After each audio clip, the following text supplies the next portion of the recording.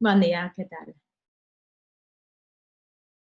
Es tracta d'un projecte on farem una nova tecnologia basada en nanotecnologia per al diagnòstic de coronavirus, tant en humans com per a la monitorització de l'evolució dels virus en animals, en rats penats o altres animals.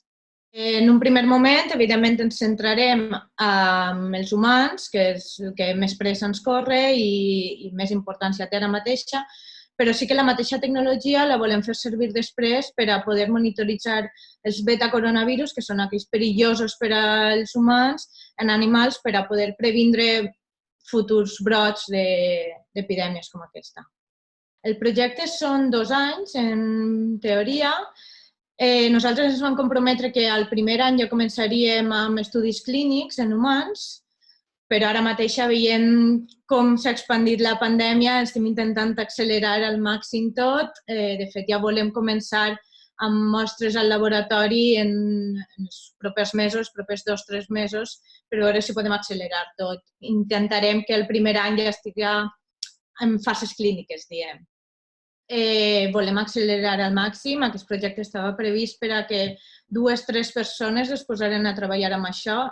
Nosaltres hem parat tota la resta de projectes i estem tot el laboratori, som unes 15 persones treballant en paral·lel per a poder accelerar tot.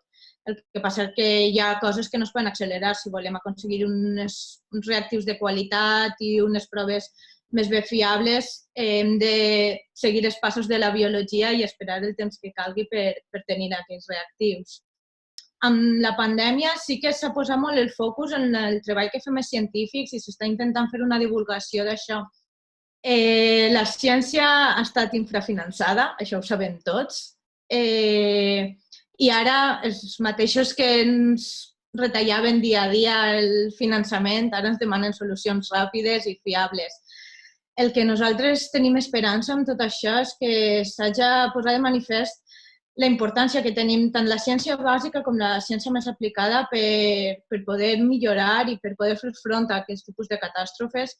Ens toca ser optimistes. Si no és ara, no sé què ha de passar perquè la gent ens faci cas d'una vegada i se n'adoni que som importants i som útils.